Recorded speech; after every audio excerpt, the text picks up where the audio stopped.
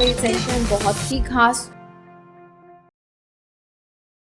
NCET exam में अब सिर्फ 16 दिन रह गए हैं। ऐसे में इस पॉइंट ऑफ टाइम पर क्या स्ट्रैटेजी होनी चाहिए, किस सब्जेक्ट को कितना पढ़ना है, कौन कौन से टॉपिक्स पढ़ना है, सारी चीजें मैं आपको इस सेशन में बताने वाली हूँ। नॉन डोमेन तो डिस्कस करेंगे ही, डोमेन सब्जेक्ट्स को आपको किस तरह से पढ़ना है उस पर भी बात करने वाले हैं। तो सेशन को पूरा देखिएगा, ध्यान से देखिएगा। आप में से बहुत से बच्चे और भी दूसरी परेशानियों में फंसे होंगे, जैसे कि अभी किसी की बोर्ड एग्जाम खत्म हुई है, किसी की 12th बोर्ड एग्जाम तो अभी खत्म भी नहीं हुई है, किसी के घर में कुछ फैमिली प्रॉब्लम्स है, किसी की अपनी कुछ प्रॉब्लम्स है, और उस पर एक सितम ये कि इस एग्जाम में 7 पेपर्स हैं। सो आपकी सिचुएशन नो डाउट डिफिकल्ट है, ये बिल्कुल बात मानी जाएगी, और इसी डिफिकल्टी को देखते हुए हम लोग ये सेशन आज कर रहे हैं। पर बच्चों एक बात ध्यान रखिएगा, आपकी लाइफ में क्या सिचुएशन चल रही है, आप किस कठिन दौर से गुजर रहे हैं, ये सारी चीजें एक तरफ है, और आपका एक अच्छे इंस्टीट्यूशन में एडमिशन होना, अच्छा इंस्टीट्यूशन जिसकी फीस कम हो, है ना, ऐसे इंस्टीट्यूशन में आपका एडमिशन होना, ये एक बात अलग है।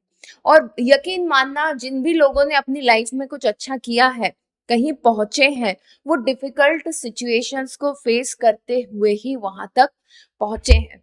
तो इस चीज को आप ध्यान में रखें, और चलिए आगे बढ़ते हैं कुछ लाइनों के साथ।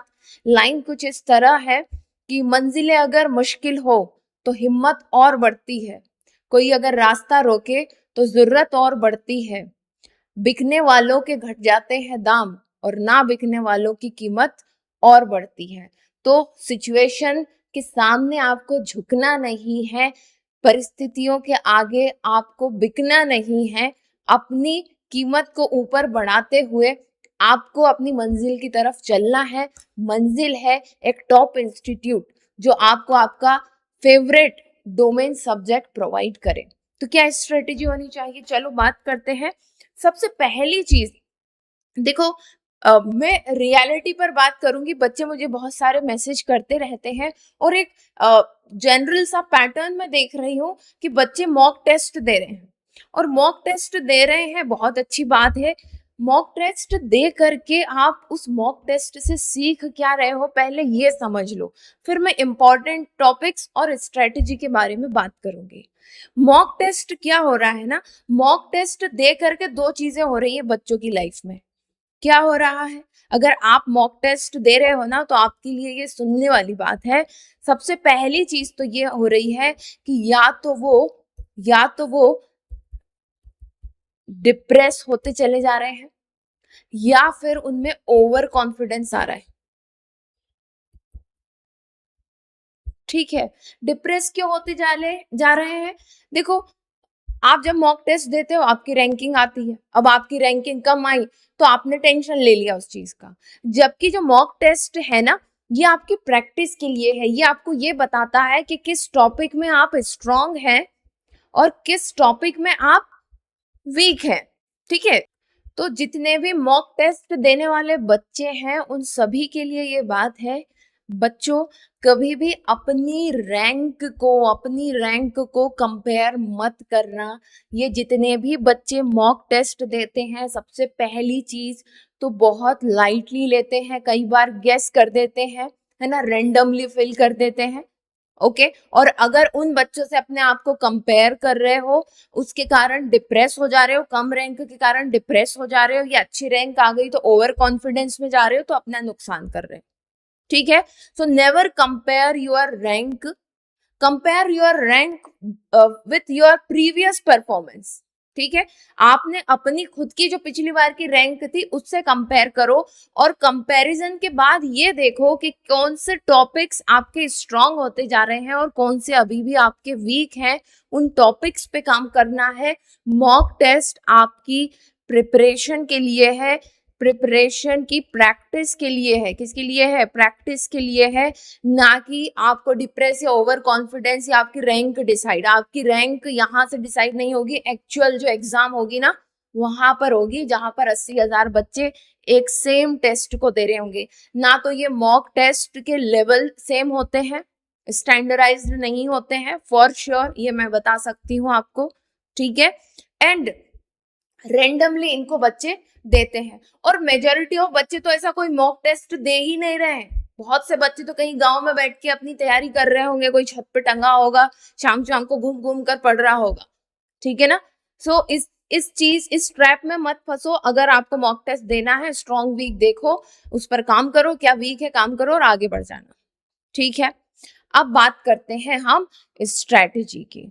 ओके, सो हमारे एनसीईटी एग्जाम में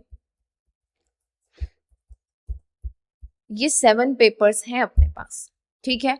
इन 7 पेपर्स में से सबसे पहले तो मैं आपको बता देती हूँ किस पर कितना फोकस करना है, ठीक।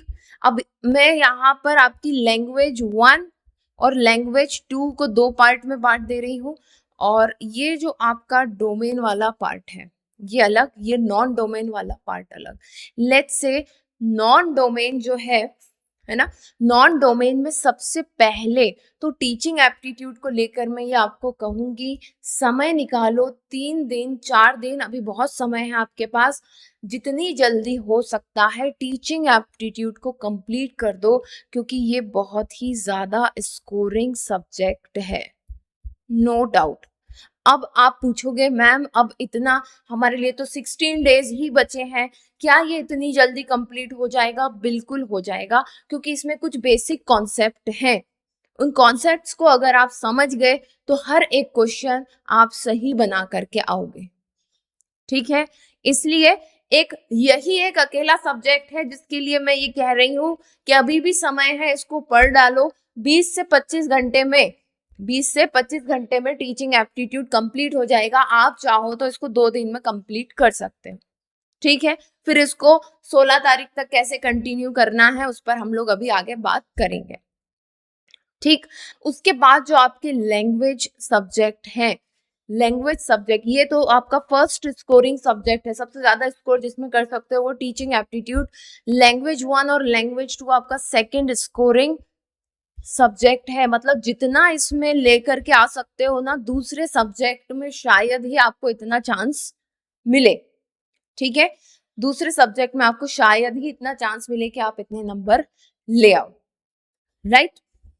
अब बात करते हैं, सो लैंग्वेज 1 और लैंग्वेज 2, टीचिंग एप्टीट्यूड को प्रेफरेंस दो, लैंग्वेज 1 लैंग्वेज 2। टॉपिक कौन से पढ़ने हैं ये मैं अभी आपको बता रही हूँ, अभी मैं सीक्वेंस की बात कर रही हूँ, ठीक है। नॉन डोमेन में आपको जनरल टेस्ट को बहुत कम वेटेज देना है।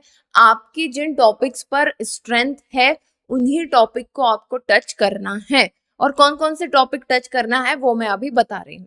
जनरल टेस्ट पर बहुत ज्यादा फोकस करके, कुछ बच्चे हैं जो लगातार मैम ये भी पढ़ ले, मैम वो भी पढ़ ले, नहीं बेटा तुम जनरल टेस्ट जितना पढ़ लो उतना कम है, ठीक है ना। तो इस पर समय बर्बाद मत करो, इसका समय दो टीचिंग एप्टीट्यूड को या फिर लैंग्वेज को दो, ठीक है ना। मैं जो टॉपिक बता रही हूँ उनको फॉलो कर लेना, उसके बाद जो समय बचता है पूरा टीचिंग एप्टीट्यूड और लैंग्वेज, और जो 2 नॉन डोमेन है उसमें इक्वली डिवाइड कर लेना। अब बात करते हैं डोमेन सब्जेक्ट में। मैंने क्या कहा कि 2 डोमेन सब्जेक्ट कोई भी डिसाइड कर लो, डोमेन 1 डोमेन 2, डोमेन 2 डोमेन 3, या डोमेन 1 डोमेन 3, जो भी आपका कॉम्बिनेशन है। लेट्स से कि मुझे तो बायो बहुत अच्छे से बन जाता है, मुझे केमिस्ट्री, डोमेन 3 को मैं कम फोकस कर रही हूँ अपनी लर्निंग स्ट्रेटेजी में, मैं इसे रोज 45 मिनट से ज्यादा नहीं दूंगी, है ना। वही बायो को मैं 1 आवर रोज दूंगी और केमिस्ट्री को मैं 1 आवर रोज दूंगी, ठीक है। अभी हम लोग बात करेंगे, तो मैंने क्या कहा, टीचिंग एप्टीट्यूड और लैंग्वेजेस पर उधर फोकस करो नॉन डोमेन में, और इधर से 2 डोमेन पर। अब सीधे सीधे मैं आ रही हूं कि अब इस लास्ट टाइम पर आपको पढ़ना क्या है। एंड ऑब्वियस सी बात है कि मैं नॉन डोमेन के बारे में ही बताऊंगी, आपके डोमेन सब्जेक्ट्स अलग अलग होंगे, है ना। डोमेन सब्जेक्ट्स में आपको कैसे आइडेंटिफाई करना है, कितना समय देना है, वो मैं अभी आपको लास्ट में बताऊंगी, ओके। तो चलो आगे बढ़ते हैं। सबसे पहले इसका या तो स्क्रीनशॉट ले लेना या लिख लेना, जैसा ठीक लगे आपको। जनरल टेस्ट की बात कर रही हूँ। जनरल टेस्ट में कुछ अलग अलग सेक्शन है, जैसे कि रीजनिंग है। रीजनिंग में ये सभी टॉपिक बहुत इंपॉर्टेंट है, ये हाई हाई फ्रिक्वेंसी टॉपिक्स हैं, मतलब बार बार यहीं से क्वेश्चंस आते हैं, ठीक है।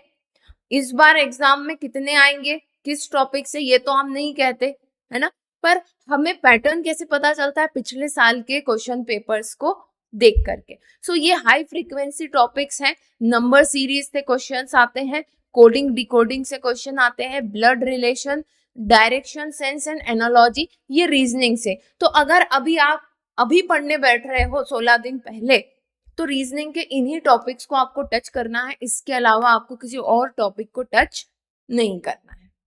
क्लियर है? देन फिर जनरल, देखो जनरल टेस्ट में ही पहला पार्ट रीजनिंग है, दूसरा है जनरल साइंस।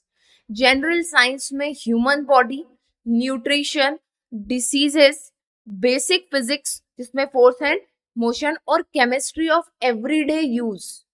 एवरीडे यूज जैसे कि आपसे पूछ लिया वो जो दीवारों पर जो चूना पेंट किया जाता है उसका केमिकल फॉर्मूला क्या है, that is a chemistry of everyday use. और जनरल साइंस के लिए तो अभी मैंने जो क्लास स्टार्ट की थी इन्हीं चीजों को फॉलो करते हुए है, आप फॉलो कीजिए पूरी सीरीज को, कोई प्रॉब्लम आपको नहीं आएगी, आपका जनरल साइंस बढ़िया से कंप्लीट हो जाएगा।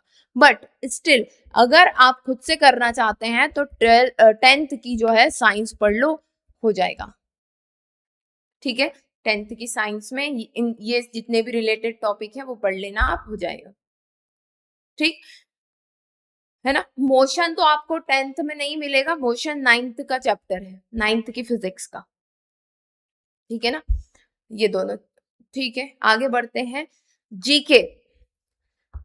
जीके में आपको important dates, basic polity, president, PM, संविधान के कौन कौन से हिस्से हैं, है ना, कौन कौन से आर्टिकल हैं, ये सारी, जियोग्राफी बेसिक, और अवार्ड्स एंड स्कीम्स जो होती हैं वो मैक्सिमम 6 to 8 मंथ की, हमने तो खैर पूरा 1 साल कवर किया है पिछला जो भी सीरीज में किया है ना।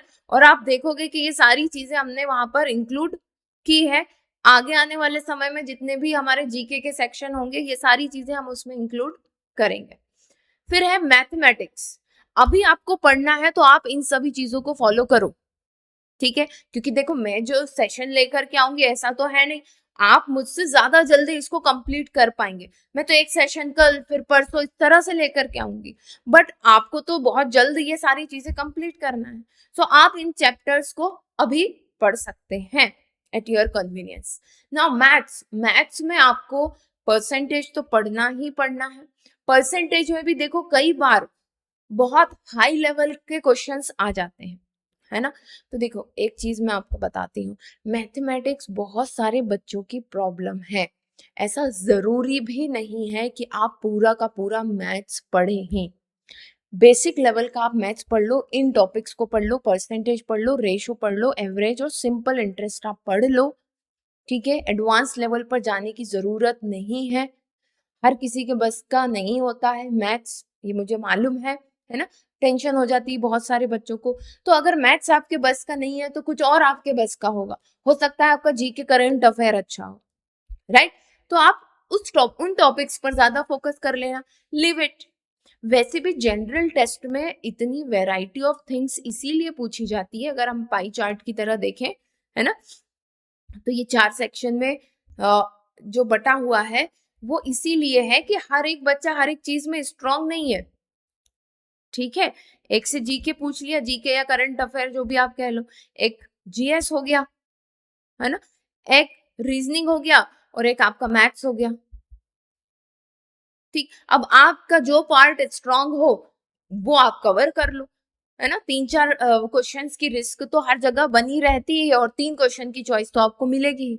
सो लॉजिकली जाओ, आपसे क्या बनता है, what is your strong point, उस पर फोकस करना, है ना। ये तो मैंने आपको इंपॉर्टेंट टॉपिक बता ही दिए, आपके पास टाइम है तो आप सब कवर कर लो।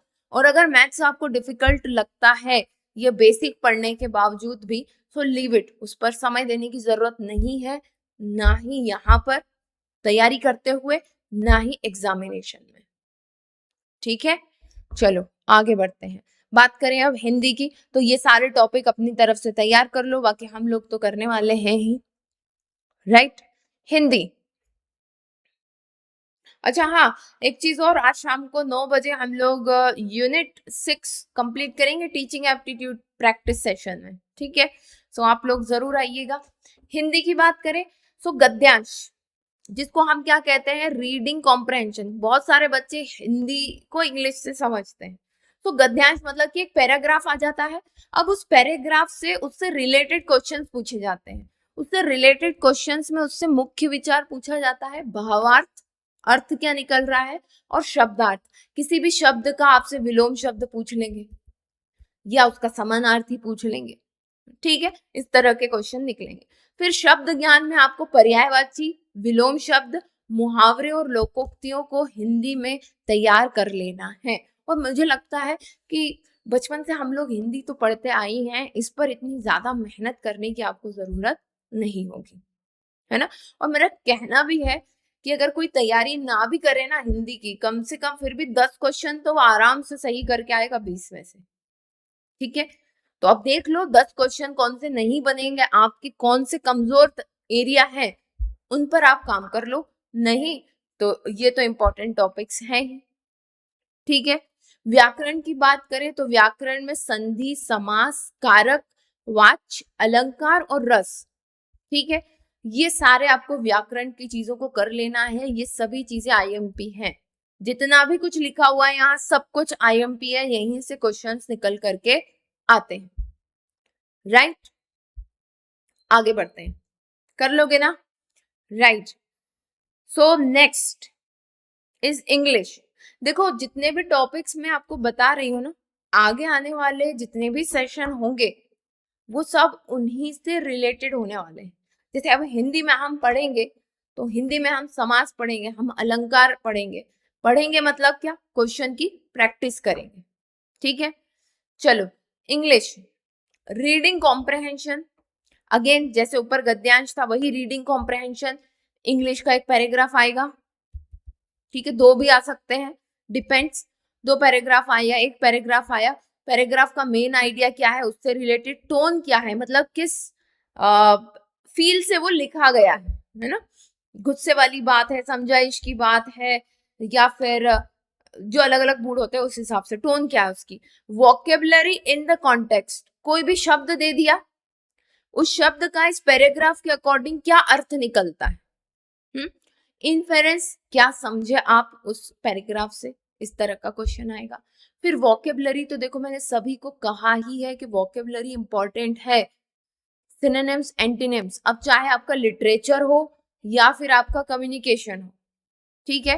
अच्छा लिटरेचर कम्युनिकेशन की बात आई तो ये बात मैं आपको क्लियर कर देती हूँ, ये दोनों जो टॉपिक हैं, ये दोनों शब्द ज्ञान और व्याकरण, ये हिंदी कम्युनिकेशन वाले बड़े खुश होकर के घूम रहे हैं क्या, हाँ हमारे तो बहुत इजी इजी है, ठीक है। तो हिंदी कम्युनिकेशन वालों को भी इतनी चीजें तो पता होनी चाहिए। आप पेपर उठा करके देखो, 5-6 क्वेश्चन वोकेबलरी से निकल करके आए हैं वहां पर, ठीक है ना। सो ध्यान देना इस पर भी। ऐसे ही इंग्लिश लिटरेचर वाले हो या फिर इंग्लिश कम्युनिकेशन वाले हो, ये टॉपिक सभी के लिए सेम रहने वाले हैं, मैं बार बार बता चुकी हूँ ये बातें, ठीक है। So synonym, antonyms, one word substitution, idioms and phrases जो अभी हमने किए भी हैं, ठीक है, ये सारी चीजें आपको पढ़नी है फॉर बोथ, लिटरेचर के लिए भी है एंड कम्युनिकेशन वालों के लिए भी है।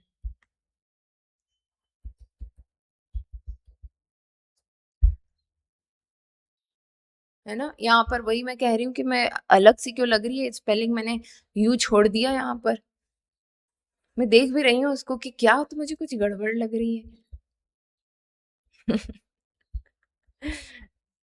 ठीक है, हो जाता है कई बार। फिर कुछ बच्चे भी होते हैं ना क्लास में, बोलते हैं मैम मैम आपने यू मिस कर दिया। अब यहाँ कोई नहीं है बैठा हुआ, मैं रिकॉर्ड कर रही हूँ तो ठीक है। चलो एरर डिटेक्शन, ग्रामर से, ठीक, टेंसेस आपको पढ़ना ही है, क्योंकि ग्रामर मतलब टेंस, जितना भी आपका इंग्लिश का पोर्शन बनता है उसमें दो चीजें तो हर जगह यूज होती हैं, tenses and subject verb agreement. कौन सी सब्जेक्ट के साथ किस तरह का हेल्पिंग वर्ब लगता है ना।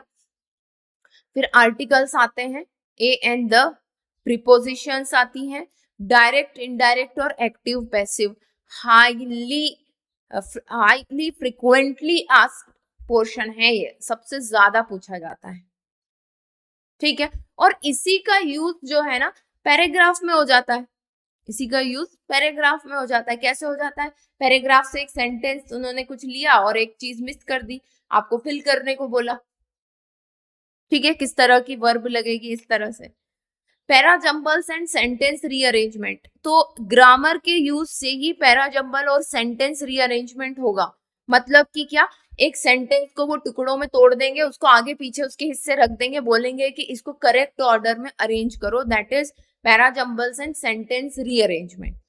तो यहां से क्वेश्चन आते हैं। तो अगर आपको इंग्लिश प्रिपेयर करना है तो आप इन सभी टॉपिक्स को पढ़ लो, आपका पेपर आसानी से निकल जाएगा, ठीक है। और अच्छे, आसानी से तो निकलेगा, अच्छे नंबरों से निकल जाएगा, ठीक।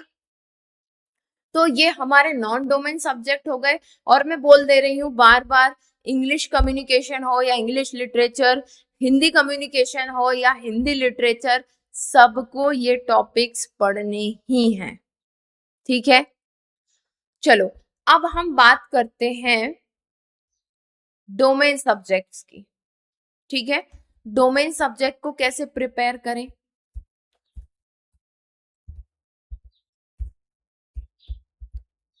डोमेन सब्जेक्ट्स, जैसे यहाँ पर मैंने सब्जेक्ट्स के टॉपिक्स आपको बताए ना, ऐसे ही आप अपने डोमेन सब्जेक्ट्स के टॉपिक्स या फिर चैप्टर्स जानते हो कि कौन से चैप्टर्स इंपॉर्टेंट हैं, राइट। जो इंपॉर्टेंट डोमेन सब्जेक्ट्स में सबसे पहले तो डोमेन 1, डोमेन 2 एंड डोमेन 3, ठीक है। रोज का मान के चलो कि आपको 1 आवर इसको देना है, 1 आवर इसको देना है, और ये जो है इसको आप 45 मिनट्स या 30 मिनट्स, जैसी 30 मिनट्स तो मिनिमम देना ही है, ठीक है। ये आपको रोज पढ़ना है, डेली। कैसे पढ़ना है? डेली पढ़ना है, ठीक। अब मैं वहां पर उन सभी सब्जेक्ट की मैं डेली की बात नहीं कर रही हूँ, आपको मैंने टॉपिक्स बता दिया, आप उसको खत्म करो और प्रैक्टिस स्टार्ट कर दो, ठीक है, जितनी जल्दी हो सकता है। डोमेन सब्जेक्ट आपको रोज पढ़ना है, 3 घंटे या 2.75 घंटे के आसपास आपको ये शेड्यूल बनाना ही बनाना है। अब डोमेन 1, डोमेन 2 और डोमेन 3, इसमें अब हम लोग बढ़ेंगे टॉपिक वाइज, है ना। आप सभी को पता है कि हर एक चैप्टर के कौन से टॉपिक इंपॉर्टेंट होते हैं, तो उन टॉपिक्स को आपको पहले कवर करना है, ठीक है। पहले कवर करना है किन टॉपिक्स को? इंपॉर्टेंट टॉपिक्स को। ऐसे ही यहां पर भी जो टॉपिक इंपॉर्टेंट है उन्हें कवर करना है। अब ये डोमेन 3 कौन सा है आपको पता है? जिसमें आप वीक हो, कोई सा एक ऐसा सब्जेक्ट होता है जिसमें मजा ही नहीं आता, बिल्कुल मजा नहीं आता, अरे मन ही नहीं करता उसे तो पढ़ने का, ठीक है। स्टिल अपनी हर दिन के 45 मिनट आपको उसको देना है, और इस डोमेन सब्जेक्ट के भी इम्पोर्टेंट टॉपिक होंगे, उन इम्पोर्टेंट टॉपिक्स को आपको पढ़ना है, ठीक है। अभी 16 दिन है, राइट।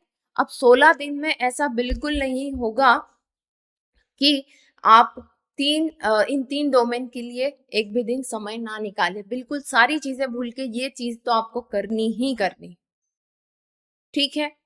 अब जब आप इंपॉर्टेंट टॉपिक पढ़ रहे हैं ना, तो इस 1 आवर को आप डिवाइड कर लेना 30 मिनट टॉपिक रीडिंग में और 30 मिनट प्रैक्टिस में,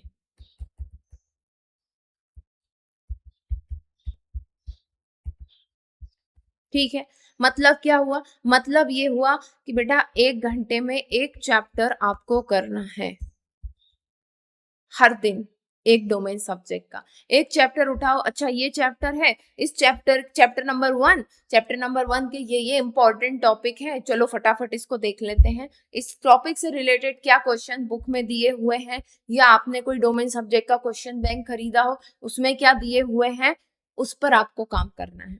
ऐसा बिल्कुल नहीं करना है। अच्छा देखो, हाँ ये चीज आपको ध्यान में रखना है कि अब आपको ऐसे टेस्ट दो जहां पर आपको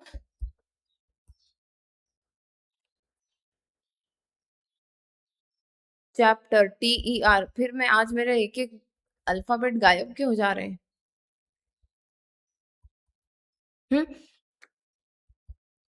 ठीक है, चैप्टर वाइज प्रैक्टिस सेट देखो, समझ में आई बात। चैप्टर वाइज प्रैक्टिस सेट देखो, ऐसा कोई भी प्रैक्टिस सेट मत देखना जिसमें आपके चैप्टर की 10 यूनिट के क्वेश्चन है, वो आपका कॉन्फिडेंस बिल्ड नहीं कर पाएगा। जब आप चैप्टर बाय चैप्टर आगे बढ़ोगे देन ओनली आपका कॉन्फिडेंस बिल्ड हो पाएगा और आपको समझ में आएगा कि इस चैप्टर के ये पॉइंट्स मेरे स्ट्रांग है और ये वाले पॉइंट्स मेरे वीक हैं। ठीक है, ओवरऑल जो मॉक टेस्ट होता है वो कौन देता है, जिसकी तैयारी पूरी हो चुकी होती है, रिवीजन हो चुका होता है, बस अब उसे चेक करना है, टेस्ट करना है अपने नॉलेज को। ठीक है ना, तो ये चीज आपको ध्यान में रखना है। 3 डोमेन सब्जेक्ट, और आप ये भी कर सकते हो, कोई इनको रोटेशन दे सकते हो। आपको लगता है कि नहीं नहीं हम क्यों रिस्क लें अपने डोमेन 3 पर, तो आप इनको रोटेशन दे सकते हो। डोमेन 3 को आप नेक्स्ट डे क्या करो, डोमेन 1 की जगह 1 आवर दे दो, 2 को 45 मिनट देना, मतलब रोज 2 सब्जेक्ट आपको 1-1 घंटे पढ़ने हैं और एक सब्जेक्ट आपको 30 या 45 मिनट ही पढ़ना है। ठीक है, इस तरह भी आप रोटेशन दे करके भी ये काम कर सकते हो। ठीक, तो नॉन डोमेन की तो आपकी प्रॉब्लम मैंने कर दी सॉल्व, सारे टॉपिक्स दे करके। अब अपने डोमेन में देखो, हर एक चैप्टर में कौन सा टॉपिक इंपॉर्टेंट है, सिर्फ उसी को टच करो, और उसको टच करने के बाद आप उसी चैप्टर का क्वेश्चन बैंक सॉल्व करो। क्लियर है ये बात, है ना। अब इसके अलावा भी अगर आपके मन में कोई डाउट आता है तो नीचे कमेंट सेक्शन में जरूर लिखना, और रात को हम लोग मिलेंगे लाइव, तो आप अपने डाउट्स इसके बावजूद कुछ बचते हैं तो वहां पर भी पूछ सकते हो। ठीक है, सो आई होप अभी सारी चीजें क्लियर है। एंड बस जल्दी से अब इस स्ट्रेटजी को, अगर आपको लगता है कि आपके ऊपर फिट हो जाएगी ये स्ट्रेटजी, तो आप फॉलो कर सकते हो। अदरवाइज आपकी अपनी खुद की कोई स्ट्रेटजी है तो वो भी बहुत बढ़िया है। ठीक है, चलो तो मिलते हैं नेक्स्ट सेशन में, तब तक के लिए best of luck and bye bye.